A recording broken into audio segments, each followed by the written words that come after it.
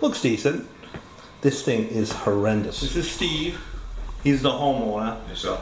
And this house is worth over $1 million. Over $1 million. Our trash in the neighbor's dumpster, and that almost resulted in a street fight between him and the contractor.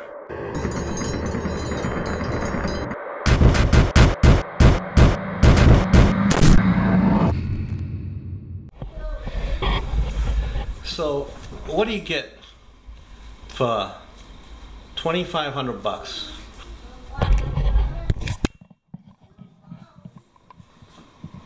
The camera, it looks decent. Looks like he did a decent job. But if you get close up to it and look at all the details, this thing is horrendous. We're gonna talk about that in a minute. I have the homeowner here, and he's gonna tell me the process that he went through to get this floor done by that box store that we all, well, I don't like to go there, but a lot of people have to go there. So, this is Steve. He's the homeowner. Yes, sir. And this house is worth over $1 million. Over $1 million. And very nice neighborhood, and a guy that works hard for his money and just expects to get a decent quality work for the money that he spends. So Steve, can you tell us a little bit about the process you went through to get the pricing of this floor, and how many people were involved, and what the actual experience was when the guy showed up to do the work? Yeah, so back in June, and today's almost September, so, we had the big box store out here to measure the floor. We paid for the measurement. And so you actually paid for the estimate for them to come out here? Yeah. Yeah. Because a lot of times what happens is you can pay for an estimate, but then they'll take off that amount of money from the cost of the job if you give them the job. They didn't do that in this case.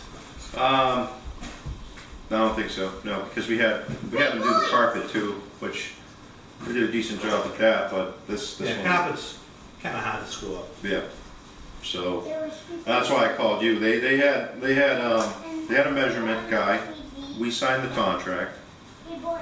So we worked with the field person.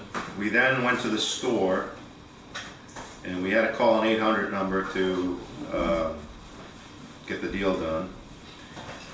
A couple weeks later, I got a call from the installation company, and ultimately a subcontractor of the installation company came in to do the job. So a sub of a sub.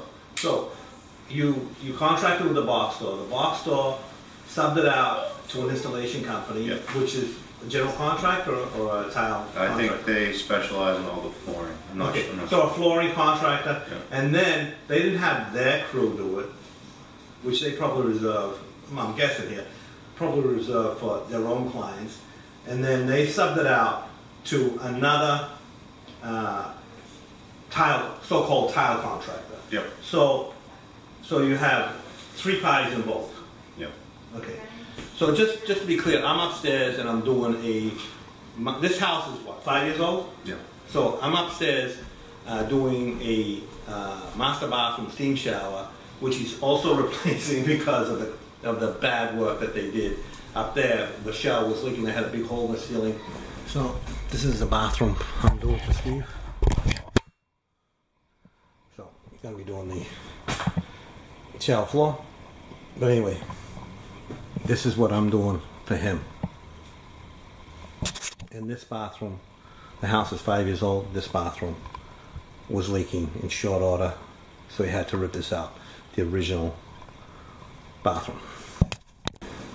I don't know if you can see it up here. That's all new. They had a big, huge hole in that ceiling up there for how long? At least a few months. Good few months. Yeah. So I'm taking care of that. And this here, this floor over here, they had already contracted out and they had already paid for it, so they just went with the guy. Now, just to be clear here, I was here before they started this floor, and I told them what to look out for. I told them make sure that they put cement under the backer board. I told them make sure that they leave the expansion joint. I gave them all the information that they need. This is the natural stone tile. This is actually, if you look at this, okay, so this is actually basalt tile. I just looked at it. So it's a natural tile, natural stone tile. So this requires a double layer of plywood. Okay, so getting back to Stephen, he's wonderful experience with this box store.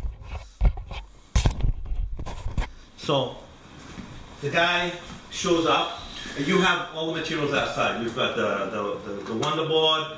Did you have thin set or not? Yeah, so we knew going into it that they were going to go right down to the subfloor. Okay, so you paid for them to rip it out and go back to the subfloor. Yeah, all the materials were in the garage at the time, and I walked him through the job. Okay, so what time did he show up? He was supposed to be here 8 o'clock, showed up at 1 o'clock.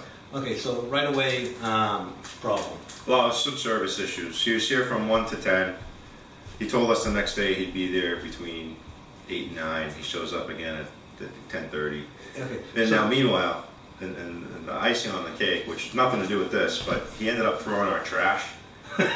And there's a guy. There's some work being done at the neighbor across the street. Yeah. So they have a dumpster over there. So he threw our trash in the neighbor's dumpster. And that almost resulted in a street fight between him and the contractor. So that in itself was... Yeah, that was fun, right? And I'm at work while this is happening with my wife and the kids at home. So, yeah, you know, this is... So the big box store's best... So, now, so he shows up at 1 o'clock, and what does he do? He ripped, I think, the floor was still down, the old floor was still down? He was starting to rip up the floor. I was at work at that time, I left. So he started, and you know, he's making his cuts.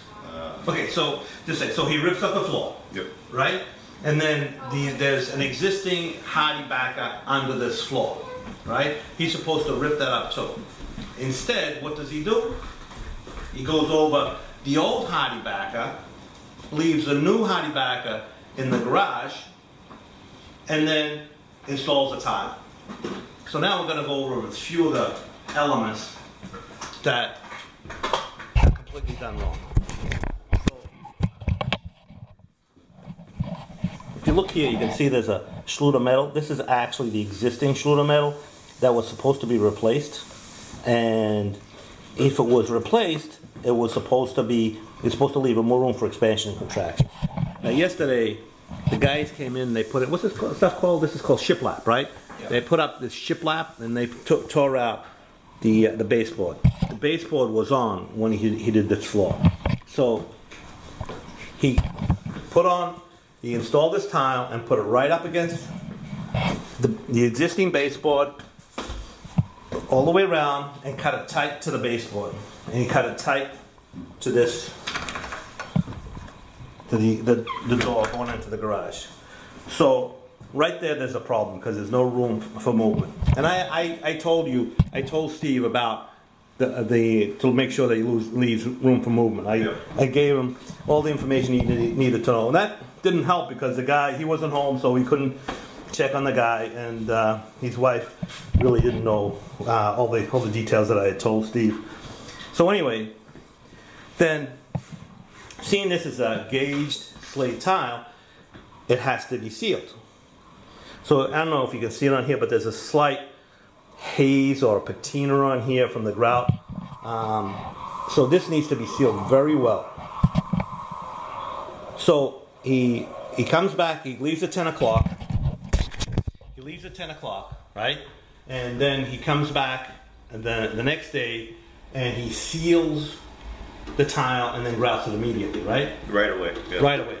So the sealer, I'll tell you about the kicker in a second. So this is the sealer that he used, and if you read the directions, you can look on the back here. See if I can get it and show it to you. It says, if you can see it, I don't know if you can see it there. It says, let cure for 24 to 72 hours. So for the sealer to work, it needs to cure. So he didn't do that. He just sealed it and then grouted it immediately. And he grouted.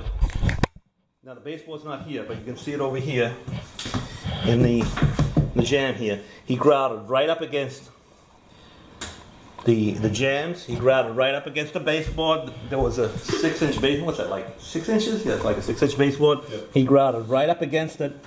See, this is grout, and so no room for expansion and contraction. If you look carefully at the grout lines, they're uneven. There's horrendous lippage. It's hard to see on the camera, but look at these grout lines. Then this is a rectified tile. So the grout line here should be a 1/16, maybe an 1/8 of an inch. And there's like lippage all over the place. I mean, really bad lippage. It's almost an 1/8 of an inch here. It's hard to see on a camera, but you can see that all over the place. All over the place. So if there's anything, and probably one of the reasons he got so bad lippage was because he left the hardy backer down and he didn't rip it up and replace it with a new one. And then the hardy, that's one thing you never do, is you never go over old prep work, because you don't know how that was installed. And in fact, Steve knows that the original hardy backer wasn't cemented down, right? It was just screwed down. It was screwed down, yeah. And the reason we know that is because upstairs, I demoed that. he demoed the shower upstairs, and the same guy that did the shower, you know, the master bathroom upstairs, did this floor, the original floor. So they didn't screw it, cement it down with thin set, like a leveling bed of thin set underneath.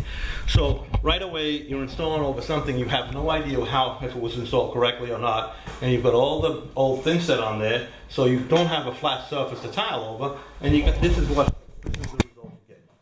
Plus you get an incompetent installer, and these are the results. So this floor is 3 days old. So what's happening now, Steve? That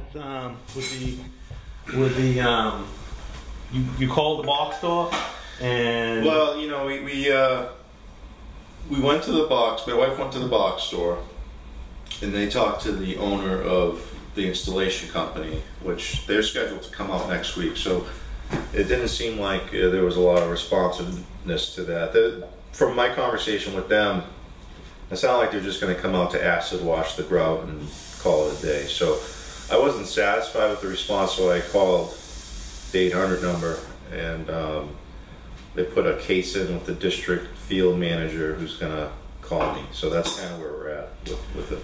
Okay, so now to arm Steve with some information and some, you know, to be able to point out a lot of stuff, I left him the TCNA handbook over here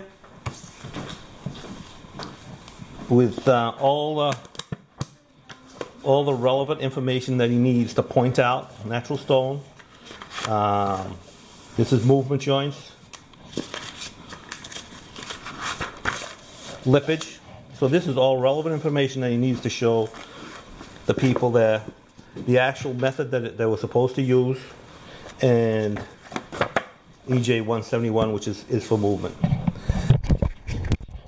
So the moral of the story is make sure that you know the products you're buying, what they need, and that you get a qualified installer to install your tile, so you don't have a 3-day project. It's 3 days old, and Steve's going to go ahead and rip this out, and he has to do it all over again. So that's what happens when you get people that don't know what they're doing. So as always, leave your comments in the comment section. Don't forget to check out the links in the description. I have a bunch of tools and other stuff linked there. And also check me out on Patreon. And most important of all, don't forget to subscribe. Subscribe and hit that notification bell so you'll be notified of my new video every week.